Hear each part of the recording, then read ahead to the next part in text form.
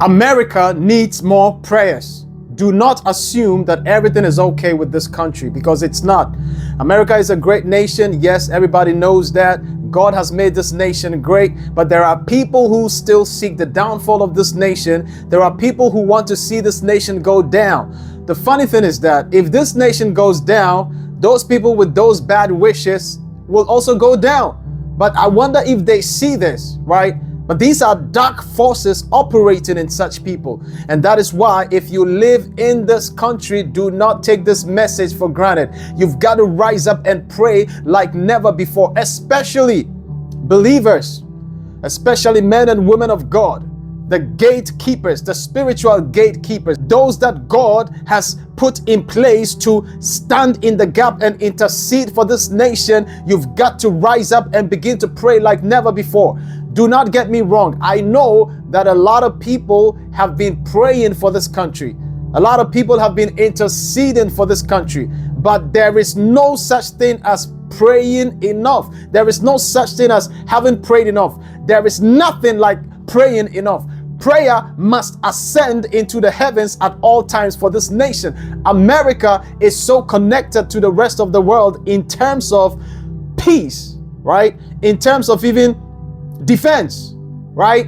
If things go wrong in this country, things will go wrong elsewhere. And that is why, as children of God, as gatekeepers, we've got to rise up and pray. A lot of people do not know the essence of prayer. There is no power in prayer. However, prayer makes power available. Let me say that again. There is no power in prayer. However, prayer makes power available, dynamic in its working. And that is why we've got to rise up and pray. We've got to rise up and intercede for this nation, and of course, for the nations of our world.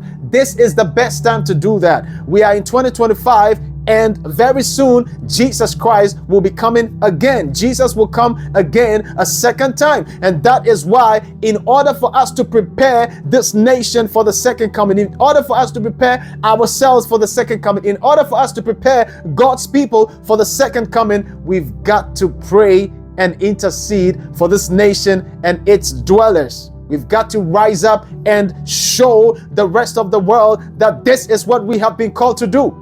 We've got to stop the plenty talking. We've got to stop the plenty murmuring. We've got to stop the plenty useless gibberish and begin to talk to God in prayer.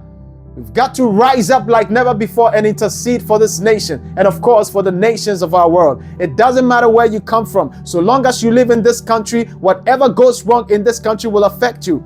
And whatever goes right in this country will also affect you. And that is why I am calling upon every Christian living in this country to rise up and to intercede. We've got to stand in the gap and intercede. We've got to touch this nation with our prayer.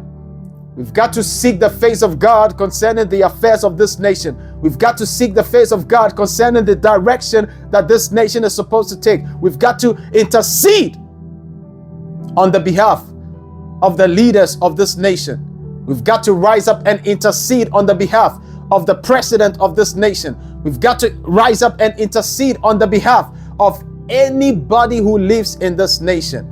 If you live in this nation, if you have family, even if you don't have family, you've got to rise up and pray. This is what we have been called to do, especially if you're a minister of the gospel, if you're a man and a woman of God. I know, like I said earlier, that I do know that men and women of God have been doing the most in terms of doing what they have been called to do, and like ministering the word of God, the ministration of the word of God, and of course praying for this nation. A lot of men of God have been doing that, of course, men and women of God, but it's never enough. It's never enough. We've got to come together and intercede for the nation. It doesn't matter whether it is corporate prayer or praying individually. So long as you stay in that place of prayer, so long as you stay in that place of prayer, this is what we have been called to do. And this is the message I want to share with you and of course with the rest of the world. I pray that this message would reach as many people as possible so that we would rise up and do what we have been called to do. Jesus Christ is coming soon, and that is why we need to rise up and intercede for this nation, for the lost, for the nations of our world. God bless you.